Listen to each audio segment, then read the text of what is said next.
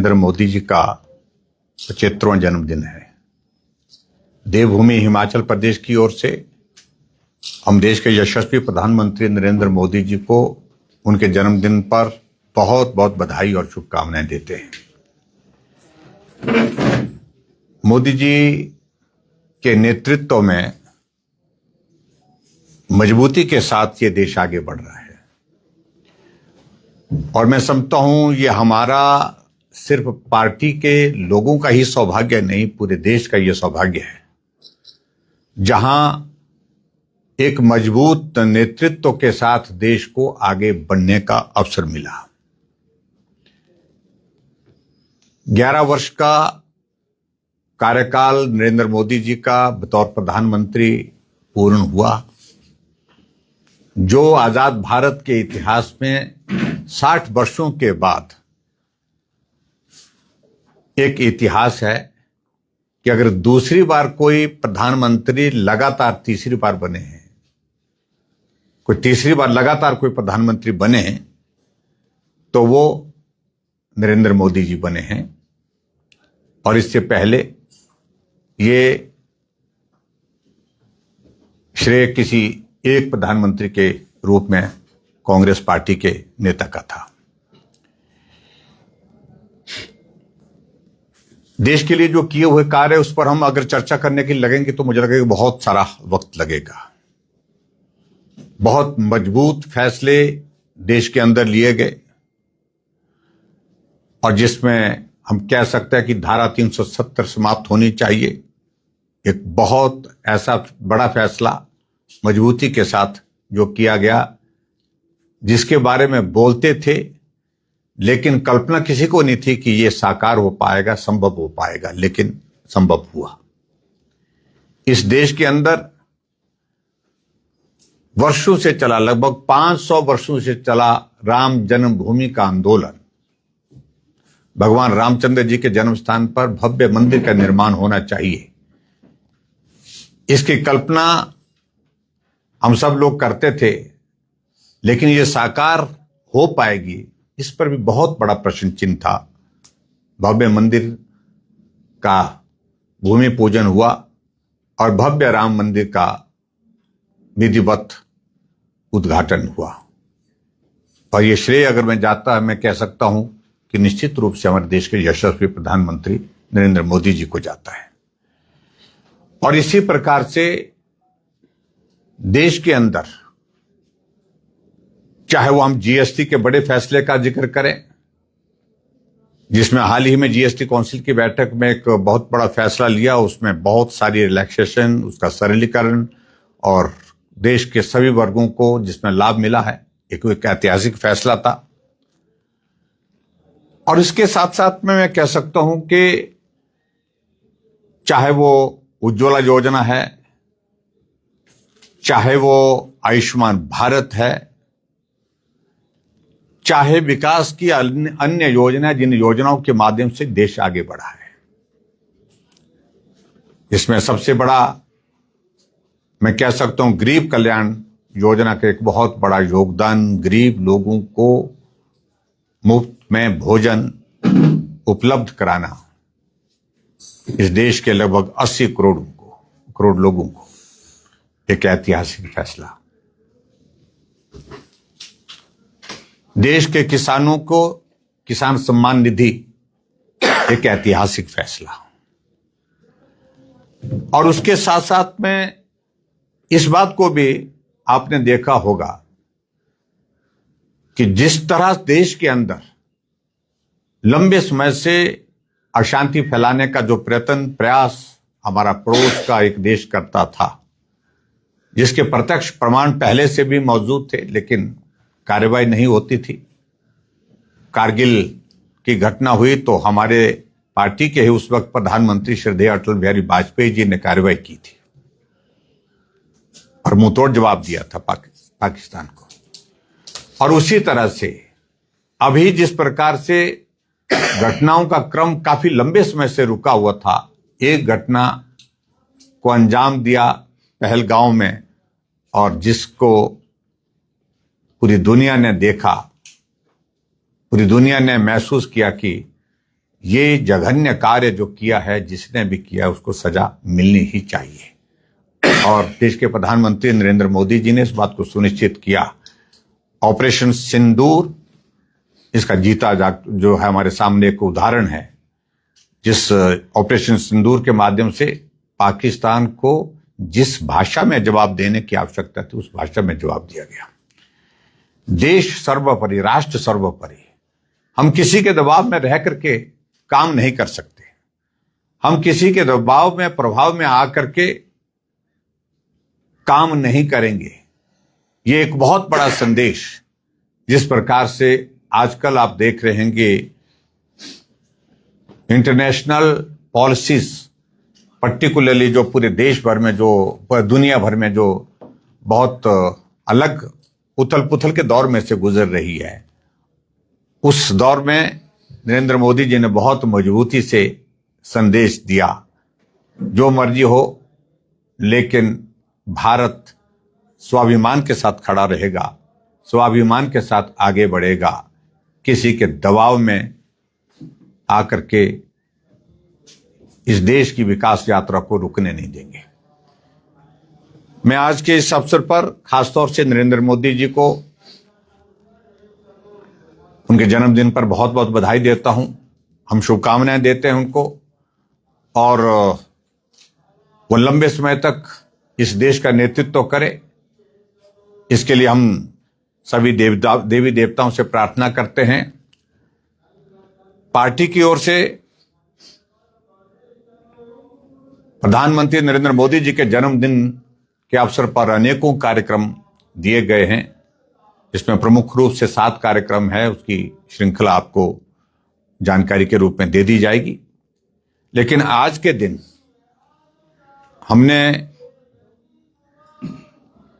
मोदी जी के जन्मदिन के अवसर पर एक कार्यक्रम पहले रक्तदान का किया, जो मंडी में भी संपन्न हुआ, सभी जिला मुख्यालयों में वो हो रहा है, और जिसमें हमारे युवा साथी, युवा मोर्चा के हमारे साथी, पार्टी के साथी उसमें बढ़ चढ़ करके हिस्सा ले रहे हैं।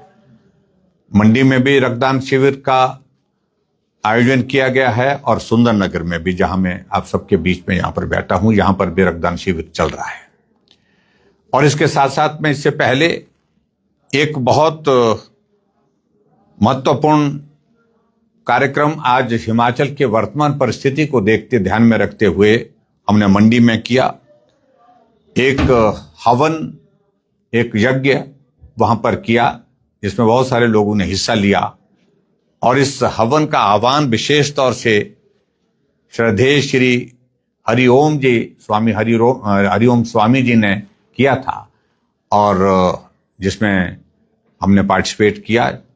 जहां ये देवभूमि हिमाचल प्रदेश आज आपदा के इस दौर में से गुजर रहा है, बहुत सारे लोगों की जिंदगी इस आपदा के दौरान चले गई, और उनके परिवारजनों को ईश्वर उस दुख को सहन करने की शक्ति दे। और हिमाचल प्रदेश में यह आपदा का दौर लगातार कुछ वर्षों से चला हुआ है, ये अब रुके, ये थमे, ताकि हिमाचल प्रदेश विकास की राह पर गति के साथ आगे बढ़ सके। और जनमानस में जिस प्रकार से एक भय और एक चिंता का विषय बना हुआ है, उसमें देवी देवता सब हमारी रक्षा करे, ऐसे इस हवन के माध्यम से आह्वान किया गया है। और उसके साथ साथ में देश के प्रधानमंत्री नरेंद्र मोदी जी के जन्मदिन पर उनकी दीर्घायु की प्रार्थना भी इस हवन के माध्यम से की गई। वो स्वस्थ रहें, सकुशल होकर के लंबे समय तक इस देश का नेतृत्व करते रहें, हम सबका नेतृत्व करते हैं, ऐसी भी इस हवन के माध्यम से कामना की गई है, प्रार्थना की गई है।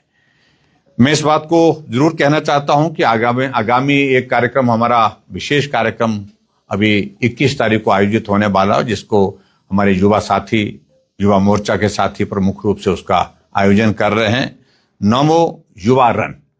और ये कार्यक्रम हिमाचल प्रदेश में भी शिमला में किया जाएगा, जिसमें प्रधानमंत्री नरेंद्र मोदी जी के जन्मदिन के इस अवसर के साथ साथ में हम आने वाले समय के लिए नौजवानों के बीच में एक संदेश दे सकें कि युवा नशे को ना कहें, जीवन को हाँ कहें और नशे के खिलाफ इस देश की समृद्धि के लिए, देश की ऊर्जा उस काम में लगे, युवाओं की ऊर्जा उस काम में लगे, उस बात को सुनिश्चित करने के लिए एक मैराथन जो है वो रखी गई है, उसका भी आयोजन किया जाएगा। इस प्रकार से अलग अलग कार्यक्रम, आज हमारा पार्टी का संगठन हिमाचल प्रदेश का प्रदेश, जिला और मंडल स्तर का बन चुका है और आज जिले की बैठक भी आज सुंदरनगर में यहाँ पर आयोजित की गई है। जिला के पदाधिकारी, जिला की कार्यकारिणी के सभी सदस्यों के साथ आज मिलना होगा और नए दायित्वों के साथ वो आने वाले समय में पार्टी को मजबूत करने के लिए काम करें। इस बात के लिए ये बैठकों का आयोजन यहाँ पर किया गया है और इस बैठक में हमारे पार्टी के सभी प्रमुख नेता जो यहाँ पर बैठे हैं, सब लोग उसमें रहने वाले हैं और आने वाले समय में चुनौतियों का सामना करने के लिए भारतीय जनता पार्टी पूर्ण रूप से तैयार है। धन्यवाद। सर, ये राहत पैकेज जो केंद्र ने दिया ना, तो इसको लेकर लगातार कहा जा रहा है सरकार और कांग्रेस के नेताओं के द्वारा कि ये नाकाफी है। देखिए, सबसे पहले तो मैं एक बात कहना चाहूंगा कि जब से हिमाचल अस्तित्व में आए, आपदा के दौरान कोई प्रधानमंत्री हिमाचल प्रदेश में आपदा प्रभावित इलाके का दौरा करने के लिए आए हैं तो सिर्फ नरेंद्र मोदी जी आए हैं। आपदा के दौरान हिमाचल प्रदेश में आकर के मदद का ऐलान किया, पैकेज का ऐलान किया, वो नरेंद्र मोदी जी हैं। 1500 करोड़ रुपए का ऐलान करना आपदा के बीच में, आपदा प्रभावित लोगों से मिलकर के बात करना, उनकी भावनाओं को साझा करना, तो मुझे लगता है कि अपने आप एक बहुत बड़ा ऐतिहासिक काम है। और दूसरी बात मैं ये भी कहना चाहता हूं कि कांग्रेस पार्टी के कुछ नेता बार बार इस बात को लेकर के प्रचार करने की कोशिश कर रहे हैं। जब तक ये पैकेज की अनाउंसमेंट नहीं थी तब तक कहते थे कि केंद्र नहीं दे रहा है, केंद्र नहीं दे रहा है, जबकि केंद्र लगातार 2023 के पश्चात हिमाचल प्रदेश को आपदा में मदद कर रहा है। 5300 करोड़ रुपीस हिमाचल प्रदेश को इन 3 सालों में मिल चुका है डिजास्टर का, एनडीआरएफ और एसडीआरएफ का पैसा। लेकिन आज प्रश्न अगर पूछने का है, मुझे लगता है कि प्रश्न पूछने का यह बनता है, क्या वो पैसा आपदा प्रभावित लोगों को मिला है? क्या पात्र व्यक्तियों तक वो पैसा पहुंचा है? इस पर बहुत सारे प्रश्न खड़े हैं। 5300 करोड़ रुपए के साथ साथ में प्रधानमंत्री जी ने 1500 करोड़ रुपए और दिया है और हम कह रहे हैं कि कम से कम अब इस बात को प्रदेश सरकार सुनिश्चित करे कि ये पैसा सरकार चलाने के लिए खर्च न किया जाए, ये पैसा आपदा प्रभावित लोगों की मदद पर खर्च किया जाए। जिनका घर चला गया है, जिनका परिवार का कोई सदस्य चला गया है, जिनकी जमीन चले गई है, जिनकी गौशाला चले गई है, उनको मदद होनी चाहिए। और इसलिए मुझे लगता है कि उनकी इस सारी बात का कोई औचित्य नहीं है। मदद है और मदद बड़ी मिली है। पहली बार हिमाचल प्रदेश को इतनी मदद मिली है, उनको धन्यवाद करना चाहिए। सर, लगातार बोला जा रहा है कि 1500 करोड़ है, एक स्पेशल पैकेज होना चाहिए, किसी मदद के अंदर नहीं आना चाहिए सर। देखिए, वो केंद्र के हाथों को नहीं बांध सकते हैं। केंद्र पैसा दे रहा है, केंद्र अपने हिसाब से तय करेगा। लेकिन कुल मिलाकर के जो मुझे जानकारी मिली है, ये अनटाइड ग्रांट है। ये इस प्रकार से जो डिपार्टमेंट को जो पैसा आता है वो अलग से आता है, आएगा। आपसे बोलेगा स्पेसिफिक सराज के लिए, मंडी के लिए पैकेज होना चाहिए। मैं सराज के लिए नहीं हूं। देखिए, मैंने कहा इफेक्टेड एरिया स्पेसिफिक प्रोजेक्ट, आप कॉन्सेप्ट को समझिए। अगर चंबा में नुकसान हुआ है, चंबा में जिस चीज का नुकसान हुआ उसकी भरपाई के लिए पैसा वहां होना चाहिए। अगर कुल्लू में नुकसान हुआ है, किसी रोड इंफ्रास्ट्रक्चर को डैमेज हुआ, तो उसको रिस्टोर करने के लिए वहां की डीपीआर बन करके उसके लिए पैसा, वर्स्ट प्राइस अगर इफेक्ट हुई है तो उसके लिए पैसा मिलना चाहिए। हो क्या रहा है, केंद्र से जो पैसा आ रहा है वो प्रदेश की सरकार चलाने में खर्च किया जा रहा है, मंत्रियों की गाड़ियों को चलाने के लिए खर्च किया जा रहा है, कर्मचारियों की सैलरी पर खर्च किया जा रहा है। हम कह रहे हैं कि वो पैसा प्रभावित लोगों को मिलना चाहिए, जहां प्रभावित लोग हैं। अब धर्मपुर में कल गया, वहां नुकसान हुआ, पूरी 200 दुकानों की मार्केट तबाह हो गई, बर्बाद हो गई वहां पर। तो उनको मदद मिलनी चाहिए कि नहीं मिलनी चाहिए? तो इफेक्टेड एरिया स्पेसिफिक प्रोजेक्ट का कॉन्सेप्ट वो है, जहां नुकसान हुआ है वहां भरपाई करना। सर नेशनल हाईवे मंत्री हमारे नितिन गडकरी ने बोला है कि जो डीपीआर बनती है वो ऑनलाइन देखते हैं, वही बना रहे हैं।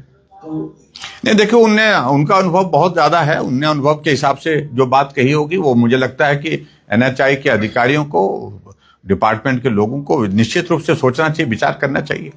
सर पूरा हिमाचल घूम लिया सर आपने आपदा को लेकर के सर, तो क्या लगता है सर अभी तक आपको, क्योंकि जून महीने से हमारे यहाँ पर आपदा शुरू हुई है, पूरे प्रदेश की बात की है, तो क्या लगता है सर अभी तक क्या वहां पर सरकार कर पाई है वहां पर? देखिए, आपदा के कारण नुकसान तो बहुत ज्यादा हुआ, इसमें दो राय नहीं है, और नुकसान हर साल हो रहा है। लेकिन प्रदेश सरकार की रिस्पॉन्सिबिलिटी जो है वो आपदा से प्रभावित इलाके को फिर से खड़ा करना। सड़कें टूटी हैं तो सड़कों को बनाना, पुल टूटे हैं तो पुल बनाना, वाटर सप्लाई स्कीम टूटी हैं तो उनको रिस्टोर करना। लेकिन 3 वर्ष पहले जो डैमेज हुआ है, अभी तक उस डैमेज के चलते जो स्कीमें इफेक्ट हुई हैं, चाहे रोड्स, चाहे वो वाटर सप्लाई स्कीम है, चाहे पावर सप्लाई है, अभी तक पूर्ण रूप से हो नहीं पाई है। तो ये रिस्पॉन्सिबिलिटी स्टेट गवर्नमेंट की है, जिम्मेवारी प्रदेश सरकार की है। तो इसलिए नुकसान बहुत ज्यादा, इसमें दो राय नहीं है। और आने वाले समय के लिए हमारे लिए चिंता का विषय है, अगर इस तरह से आपदा की ये दौर हर साल चलता रहेगा तो हिमाचल कहाँ जाएगा मालूम नहीं पड़ रहा, चिंता का विषय है।